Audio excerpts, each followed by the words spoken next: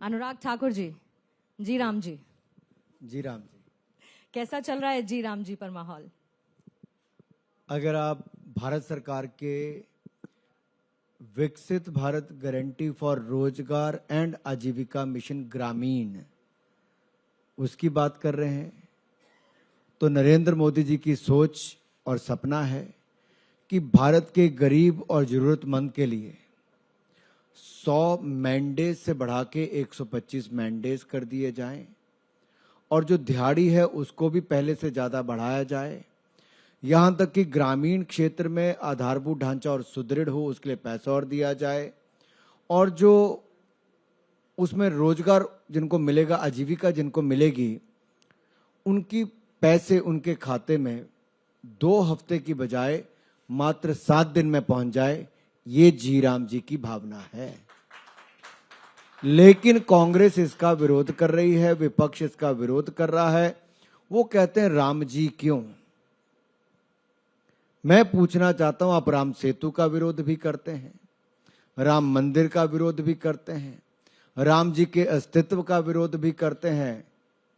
अब जो गरीबों के लिए जी राम जी आए हैं, जो उनके लिए रोजगार और आजीविका मिशन, बेहतर दिहाड़ी और ज्यादा रोजगार इसके अवसर लेकर आया है, आखिरकार चुनावों की दृष्टि को लेकर कांग्रेस उसको क्यों रोकना चाहती है? लेकिन संसद में हंगामा भरपूर हुआ। ये कहा कि आप महात्मा गांधी के नाम तक को मिटा देना चाहते हैं। क्या ये वाकई में जरूरी था कि अगर इस योजना को बदला गया, बेहतर किया गया, ट्रांसपेरेंट किया गया, ग्रामीण इलाके को गारंटी दी गई, तो नाम बदलना क्या इतना जरूरी था? इस पे 2 हिस्सों में मैं इसका उत्तर देना चाहूंगा। पहला, ये योजना क्या थी, कब आई? 1989 में क्या जवाहर जी के नाम से योजना थी? 1999 में क्या इसमें संशोधन किया गया? जब यूपीए की सरकार 2004 में आई तो क्या 2 बार इसका फिर नाम बदला गया? नरेगा कहा गया, फिर मनरेगा कहा गया। नेशनल रूरल एम्प्लॉयमेंट गारंटी योजना, पहले गारंटी योजना के नाम से लाए, फिर बाद में लाए Mahatma Gandhi national rural employment guarantee योजना। ये किसने नाम बदला इतनी बार? कांग्रेस ने बदला है। कांग्रेस के समय तो इसमें मात्र 30,000 करोड़ रुपया मुश्किल से खर्च होता था। मनरेगा में चोरी होती थी, गरीब को पैसा नहीं मिलता था, बिचौलिए पैसा खा जाते थे। लेकिन नरेंद्र मोदी जी की सरकार ने आकर इसका जियो टैगिंग करवाया, कहां कहां कौन कौन सा आधारभूत ढांचा बना उसकी रिकॉर्डिंग होनी शुरू हुई, साथ ही साथ लोगों के बैंक खाते खुलवाए, बिचौलिया पैसा नहीं लेता था, अब सीधा खाते में पैसा डालने का काम नरेंद्र मोदी की सरकार ने किया और मनरेगा में रिकॉर्ड 1 लाख करोड़ रुपए से ज्यादा एक साल में देने का काम भी ये नरेंद्र मोदी की सरकार ने किया। तो घड़ियाली आंसू बहाना कांग्रेस बंद कर दे। आंसू बहाने से कुछ नहीं होगा, ये कांग्रेस का दिखावा है। मोदी सरकार ने इसको अच्छी तरह से इंप्लीमेंट किया। आज हम मनरेगा को रिपील करके एक नया बिल ला रहे हैं, एक नई सोच के साथ विकसित भारत के निर्माण के लिए जी राम जी का आना आवश्यक है। इससे गरीब की भलाई है और देश का विकास जरूरी है। तो जी राम जी में राम का आना क्या राम राज्य की तरफ, सरकार के बढ़ते कदम की तरफ देखा जाना चाहिए? और विपक्ष को ज्यादा दिक्कत महात्मा गांधी के नाम को हटाने से है या राम नाम लाने से? अच्छा, वो आपने महात्मा जी का नाम वापस याद कराया, गांधी जी का। बापू हमारे दिल में है। कांग्रेस तो सरदार पटेल जी को भूल गई थी, जिनके पक्ष में 28 वोट थे और नेहरू जी के पक्ष में मात्र 2 वोट थे। तब भी कांग्रेस के या देश के प्रधानमंत्री नेहरू जी को चुना गया और deputy prime minister Sardar Vallabh भाई पटेल को बनाया गया। ये वोट चोरी का काम कांग्रेस उस समय से करती है और नाम थोपने का काम भी कांग्रेस पहले दिन से करती है। देश के महत्वपूर्ण संस्थानों पे जवाहर जी का, इंदिरा जी का, राजीव जी का, सब इनका ही नाम है।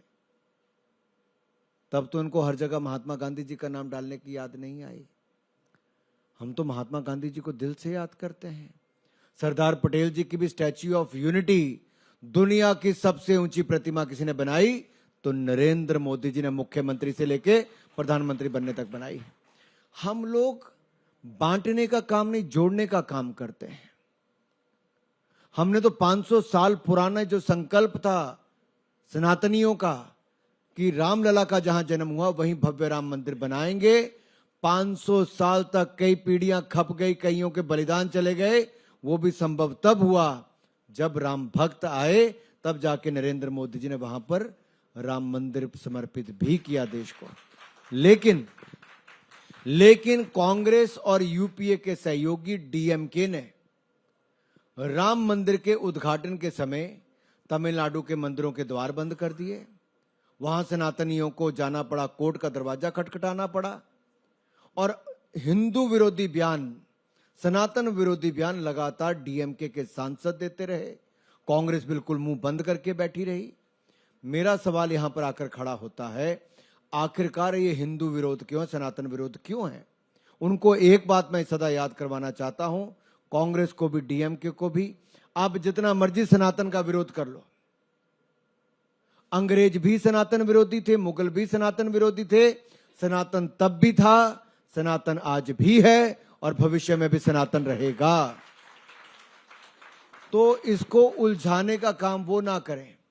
ये कांग्रेस के लोग हैं जो कहते थे गरीबी हटाओ, गरीबी हटाओ, नेहरू जी ने शुरू किया, इंदिरा जी चली गई, राजीव गांधी ने भी वही नारे लगाए, गरीबी हटाओ, और राहुल गांधी जी की सरकार जब मनमोहन सिंह जी के नेतृत्व में रही तब भी गरीबी हटाओ का नारा चला, गरीब बढ़ गए, गरीबी हटी नहीं। लेकिन गरीब मां का बेटा नरेंद्र मोदी आया तो 25 करोड़ गरीबों को गरीबी रेखा से बाहर निकालने का काम पिछले 11 वर्षों में नरेंद्र मोदी की सरकार ने किया। यह केवल कहने से, नारों से नहीं होता, आपके काम से, आपकी पॉलिसी, आपके प्रोग्राम से होता है।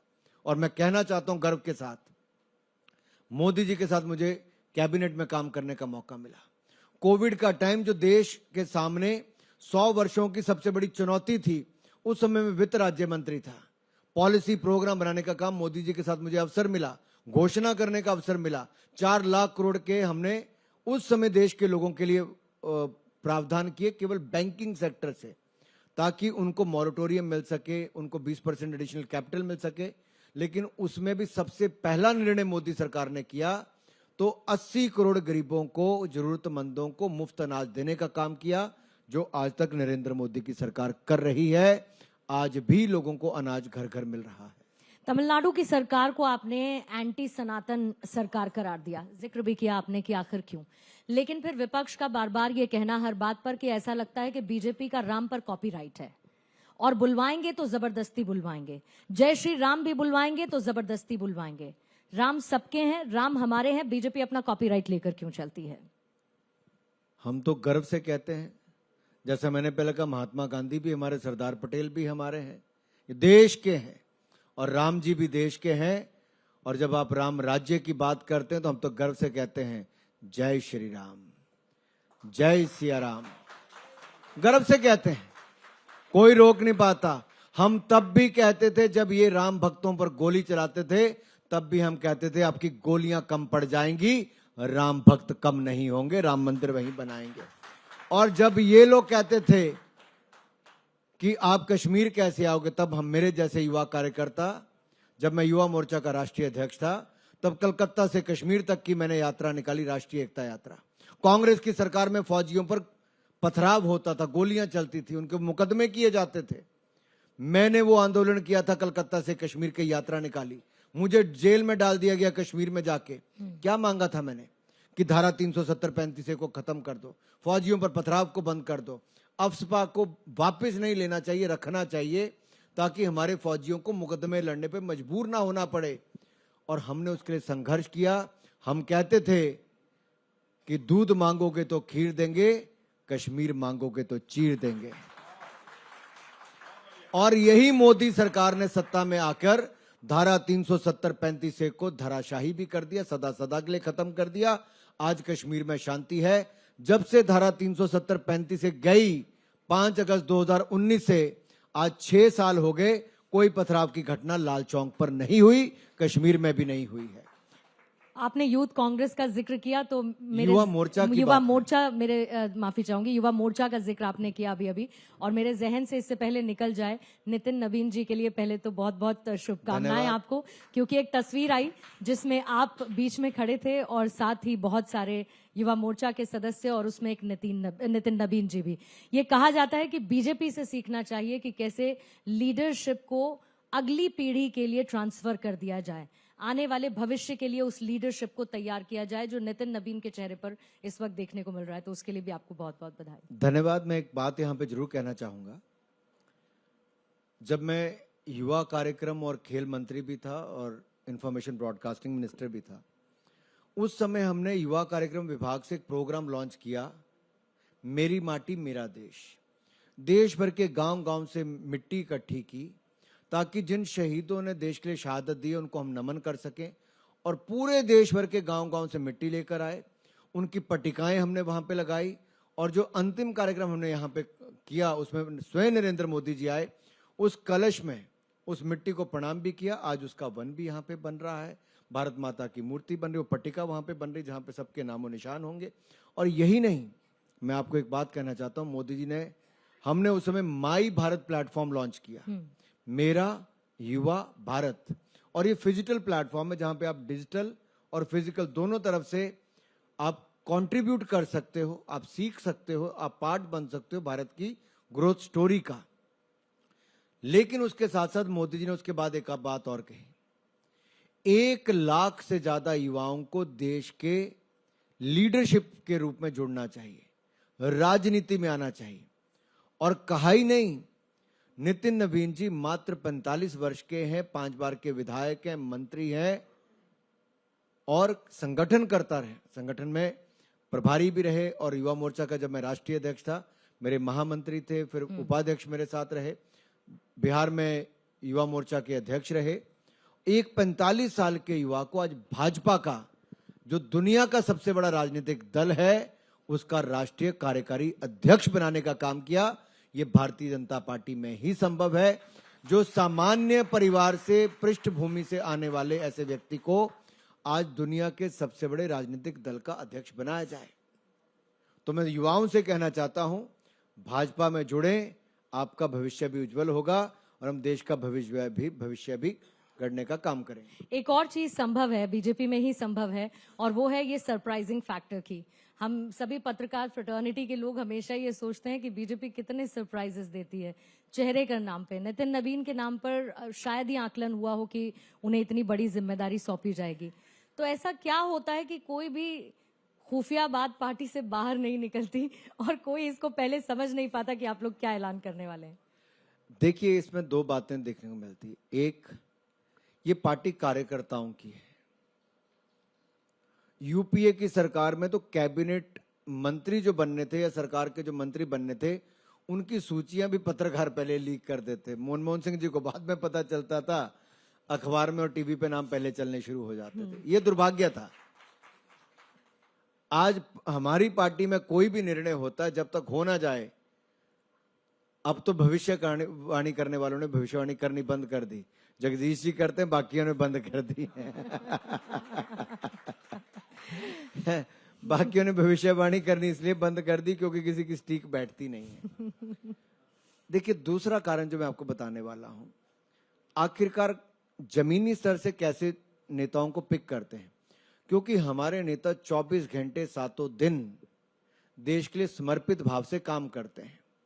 कोई कहता है ये पोल मशीनरी है, एक चुनाव खत्म होता है भाजपा दूसरे के लिए तैयार हो जाती है। मैं ये कहना चाहता हूं, हर चुनाव को हम बहुत गंभीरता से लेते हैं, जीतने के लिए लड़ते हैं, जी जान लगा के लड़ते हैं, क्योंकि सत्ता में आएंगे तभी तो बदलाव कर पाएंगे, तभी तो देश को आगे बढ़ा पाएंगे, तभी तो 11वें नंबर की अर्थव्यवस्था को नरेंद्र मोदी जी ने दुनिया की 4थी बड़ी अर्थव्यवस्था बना दिया है। आज भी आप देखिए, पिछले जो हमारा तिमाही थी, उसकी भी ग्रोथ रेट हमारी 8.2% थी। दुनिया में सबसे तेजी से बढ़ने वाली अर्थव्यवस्था भी आज भारत है। इसलिए मैं कहूंगा कि ये निर्णय तब होते हैं जब नेता जमीन से जुड़ा रहता है, और कुछ नेता जमीनों वाले नेता हो जाते हैं, जमीनी नेता नहीं रहते हैं। आप बीजेपी की इस पॉलिटिक्स में नेहरू को नहीं भूल पाते। वंदे मातरम को लेकर सदन में बहस होती है तो नेहरू का जिक्र होता है, कश्मीर की बात होती है तो नेहरू का जिक्र होता है। ऐसा लगता है कि भूत की सारी गलतियां अगर किसी ने की हों तो जवाहरलाल नेहरू ने की हों। कहा तो आपने ठीक ही है, पर हमें देश को याद करवाना पड़ता है, नई पीढ़ी को। अब देखिए, धारा 370-35 से क्या करने की आवश्यकता थी? टेम्परेरी क्लॉज था, हट सकता था, क्यों नहीं हटाया? 45,000 लोगों की जान गई जम्मू कश्मीर में, हजारों हमारे सैनिक मारे गए। देश की जीडीपी का एक बहुत बड़ा हिस्सा जम्मू कश्मीर की सुरक्षा के लिए खर्च किया जाता है। जो राज्य पर्यटन और विकास की नई ऊंचाइयों को छू सकता था, वो इसलिए नहीं छुआ क्योंकि वहां पर नेहरू जी की नीतियों के कारण या कांग्रेस की नीतियों के कारण ये हुआ। जहां तक वंदे मातरम की बात है, मां भारती के बारे में मैं तो आपको कहना चाहता हूं, मूर्ति पूजा में तो बंकिम चंद्र चट्टोपाध्याय जी, जिन्होंने वंदे मातरम लिखा, वो तो मूर्ति पूजा में विश्वास ही नहीं करते थे। तो आप केवल बहाना बनाकर देश के विभाजन की नींव और ये विभाजनकारी सोच को आगे बढ़ाने का काम भी पंडित नेहरू ने किया। आज मैं ये भी आपके मंच पे कहना चाहता हूं, देश का विभाजन 1947 में हुआ, लेकिन उस विभाजन की नींव 1937 में वंदे मातरम के टुकड़े टुकड़े करके उसको बांटने का काम पंडित नेहरू ने 1937 में ही कर दिया था। ये मेरा गंभीर आरोप कांग्रेस पर और नेहरू जी पर है। और 2 स्टैंजा तक केवल वंदे मातरम को सीमित कर दिया। आज मैं इस पे नहीं जाऊंगा कि देश का राष्ट्रगान क्या होना चाहिए था, गीत क्या होना चाहिए था, मैं उस चर्चा में नहीं जाऊंगा। लेकिन जिस गीत ने एक एंथम के रूप में आजादी से पहले पूरे देश को एकजुट कर दिया, अलग अलग भाषाओं में गाया गया, अलग अलग संगीतकार हो, वो उसको गर्व के साथ हर मंच से गाते थे। कांग्रेस के अधिवेशन में 1936 तक उसको पूरे को पूरे का गाया जाता था। तो ऐसी कौन सी मजबूरी 1937 में बन गई कि वंदे मातरम के टुकड़े कर दिए और देश को बांटने की नींव आपने रख दी? ये तो मजहब को बीच में लाने का काम उस समय कर दिया था। अभी पृथ्वीराज चौहान की तरफ से ऑपरेशन सिंदूर को लेकर एक बयान आया, जिसमें उन्होंने जमीन पर सेना की कार्रवाई को लेकर सवाल किया। ये भी पूछा कि भाई इतने सैनिकों की जरूरत क्या है।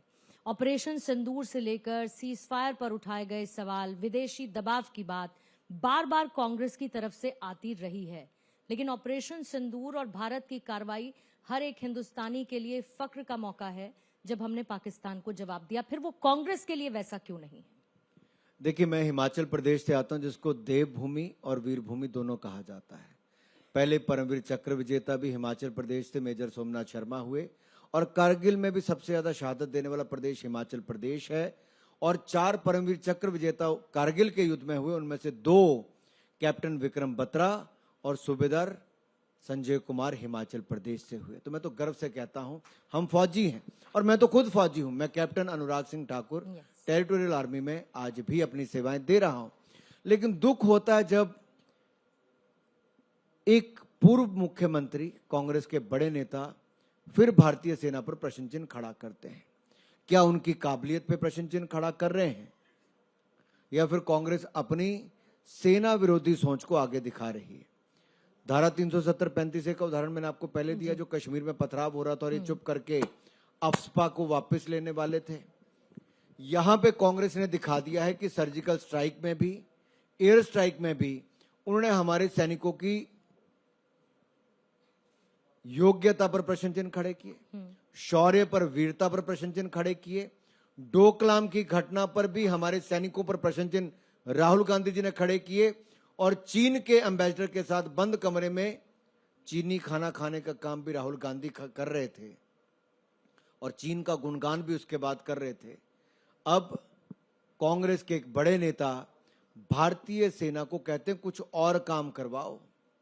मैं तो डरता हूं कहीं कांग्रेस सत्ता में होती तो नानक जाने कौन सा काम भारतीय सेना से कराते। हमें गर्व है, हमारे पास दुनिया की वो सेना है जो देश को सुरक्षित भी रखती है और जिनके नेतृत्व में सीमाएं भी सुरक्षित है और देश के अंदर मार्च 2026 तक हम नक्सलवाद मुक्त भी भारत को कर देंगे, इस बात की गारंटी भी देते हैं। लेकिन राहुल गांधी से कोई ज्यादा समस्या है क्या अनुराग ठाकुर जी? क्योंकि राहुल गांधी जब भी जाते हैं विदेशी दौरों पर तो आप लोग सवाल खड़े करते हैं। आजकल कहाँ है? बर्लिन में मौजूद हैं और उन्होंने ये कहा कि वो प्रोग्रेसिव अलायंस का हिस्सा हैं। देश का संसद चल रहा है, देश का सदन चल रहा है, लेकिन राहुल गांधी जी विदेश में। ये उनका निजी निर्णय है। आखिरकार कांग्रेस पार्टी को और नीचे की ओर लेके जाना है तो 95 चुनाव तो कांग्रेस हार चुकी है राहुल जी के नेतृत्व में, और 2026 में राहुल गांधी जी और कांग्रेस हार की सेंचुरी लगाने वाले हैं। लेकिन वो कहते हैं वो प्रोग्रेसिव अलायंस का हिस्सा हैं, उनकी पार्टी प्रोग्रेसिव अलायंस का हिस्सा है। ऐसी तरक्की उनको मुबारक जब एक के बाद एक चुनाव हारते जाएं। नेशनल हेराल्ड को लेकर आपने बार बार सोनिया गांधी जी को भी घेरा, राहुल गांधी जी को भी घेरा। राउज रेवेन्यू कोर्ट ने कहा कि भाई ये तो पॉलिटिकल मोटिवेटेड मामला है, इसको लेकर जश्न मनाया गया।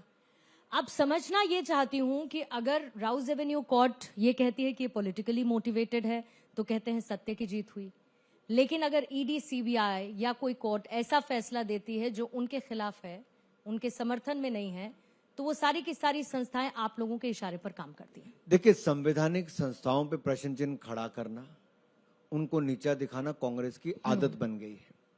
मैं इसमें एक ही बात कहूंगा, कोर्ट का फाइनल निर्णय आने दीजिए, दूध का दूध पानी का पानी हो जाएगा। देश में सत्ता में रहकर परिवार की संपत्ति कैसी बनाई जाए, ये एक उदाहरण उससे दिखता है। हजारों करोड़ रुपए की घपला अगर उसमें हुआ है तो मुझे लगता है कोर्ट का फाइनल निर्णय जब आएगा, जो लोग बेल पर हैं वो बेल में होंगे।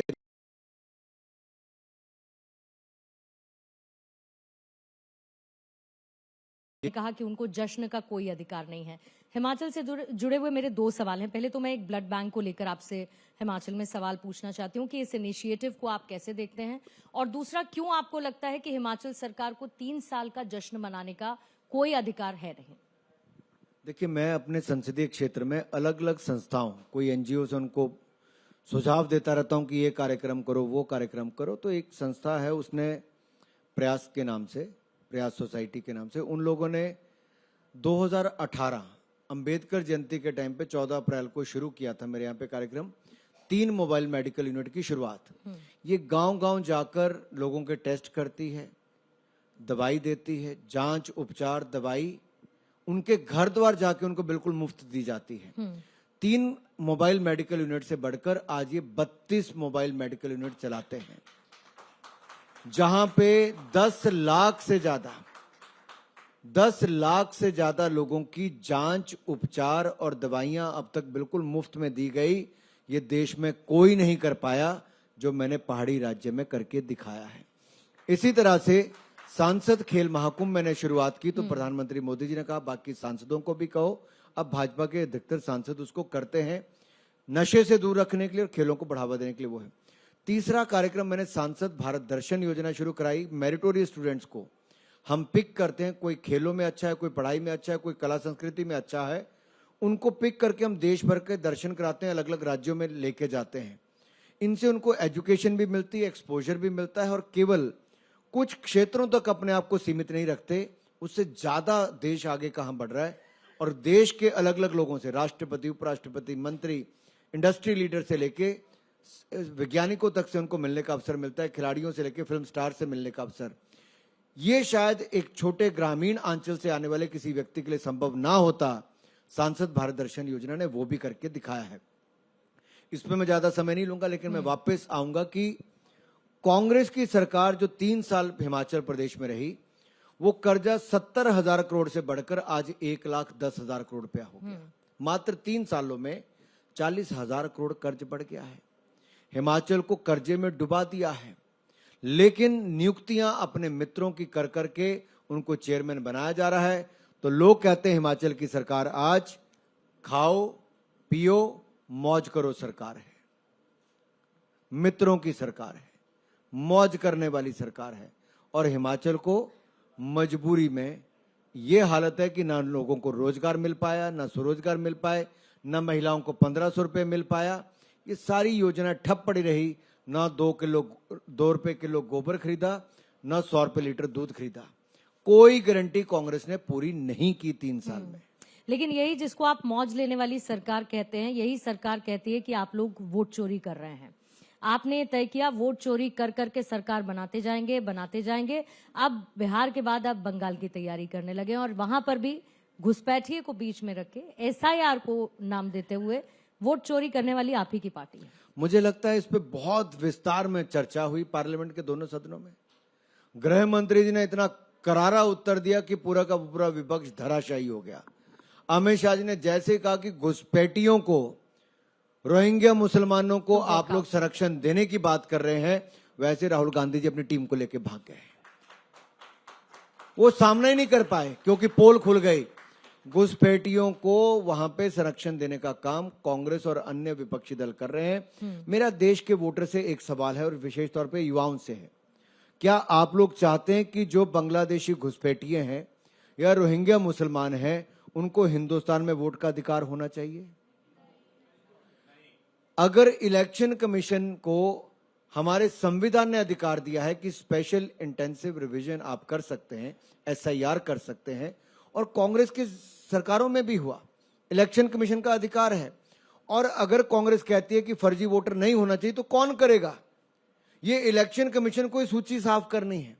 और BLA जो होते हैं, बूथ लेवल एजेंट, वो पार्टियों के होते हैं। BLO जो है राज्य की सरकार के होते हैं। अब कई राज्यों में कांग्रेस की सरकार है, इनके अधिकारी, उनके बूथ लेवल एजेंट क्या करते हैं?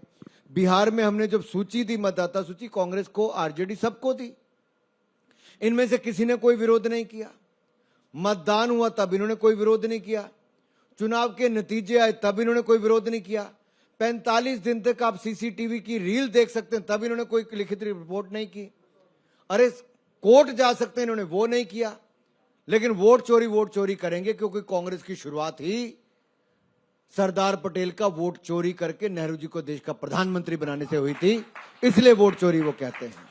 आजकल बड़े उपचार कर रहे हैं आप, और उस उपचार में सदन में हमने देखा कि आपने सोचा कि E-सिगरेट वालों का भी उपचार कर दिया जाए। E-सिगरेट क्या देश में कानूनी रूप से अलाउड है क्या? नहीं। देश में जिसपे कानूनी रूप से अपराध है, एक तरह से आप उसका सेवन नहीं कर सकते, उसका नाम है E-सिगरेट या वेप। और तृणमूल कांग्रेस के सांसद अगर पार्लियामेंट में बैठ के स्पीकर अपनी आसन पर हो, अपनी सीट पर हो, और उस समय वेप या E-सिगरेट पी के धुएं के छल्ले उड़ा रहे हो, तो इससे बड़ा दुर्भाग्य देश के लिए क्या होगा? क्या उनके खिलाफ दंडात्मक कार्रवाई नहीं करनी चाहिए? क्या उनके खिलाफ नियम के अनुसार कार्रवाई नहीं करनी चाहिए? दूसरा, गृह मंत्रालय को भी ऐसा कार्रवाई क्या नहीं करनी चाहिए? एक अंत में मैं बात ये कहना चाहता हूं, यहीं पर नहीं, उसके 2 घंटे के बाद पब्लिक स्पेस में तृणमूल कांग्रेस के एक और सांसद और पूर्व मंत्री सिगरेट के छल्ले उड़ा रहे थे। सोशल मीडिया पर कई तृणमूल कांग्रेस के नेताओं के पुराने वीडियो, फोटो सब चल पड़े कि कौन कौन सिगरेटें पी रहा है, पब्लिक स्पेस में पी रहा है। तो सोशल मीडिया के लोग तो आजकल रुकते नहीं हैं। संसद में तो इस बार पेट्स की भी कुछ एंट्री हुई। अब देखिए, इसमें मैं कुछ ज्यादा कहना नहीं चाहता। मैं तो हालांकि पेट्स बहुत पसंद करता हूं, मेरे घर में भी हैं, और जो बाकी भी हैं उनको अच्छा जीवन मिले, हम उस और प्रयास भी करते हैं। लेकिन मुझे लगता है संसद के अपने नियम हैं, कानून हैं, रूल्स हैं, उसके मुताबिक ही हम चलते हैं। लेकिन क्या करें साहब। एक अंतिम सवाल, 2026 में बीजेपी का एजेंडा? बीजेपी का एजेंडा है भारत की अर्थव्यवस्था को और आगे बढ़ाना। बीजेपी का एजेंडा है गरीबों को गरीबी रेखे से और बाहर निकालना। बीजेपी का एजेंडा है प्रति व्यक्ति आय और बढ़ाना। बीजेपी का एजेंडा है देश के हर व्यक्ति को खुशहाली की ओर ले जाना। बीजेपी का एजेंडा है अपने भारत को विकसित भारत की ओर ले जाने के लिए और गति देना। बीजेपी का एजेंडा है 2026 के जितने चुनाव हो वहां भारतीय जनता पार्टी की मजबूत जीत दर्ज कराना। चलिए, इसी के साथ आप मेहनत करते रहिए और देश के लिए काम करते रहिए, क्योंकि हम विजन ऑफ 2047 की बात करते हैं, जिसमें आपकी भूमिका भी बहुत अहम है और आपकी ये भूमिका आने वाले समय में और बढ़ती हुई नजर आए। इन्हीं शुभकामनाओं के साथ बहुत बहुत शुक्रिया आपका। अनुराग आपका आभार और जगदीश चंद्रा जी का आभार, जिनका जोश, जवानी और जिनके भाषण सुन के हम सब लोग कायल रहते हैं। हम कायल होते हैं, ये कातिल हैं। वैसे मैंने जब इनका पहली बार नाम सुना तब मैंने जगदीश चंद्रा के बजाय कातिल साहब के नाम से सुना था, और मैं तो कहता हूं कातिल से कायल इनका नाम पड़ जाना चाहिए, क्योंकि अधिकतर लोग इनके कायल हो जाते हैं। तो अब समय आ गया जगदीश चंद्रा कातिल से कायल की ओर ले जाने का, मुझे लगता है। Thank you so much Anurag Thakur ji, एक बार जोरदार तालियां इस चर्चा के बाद। Thank you.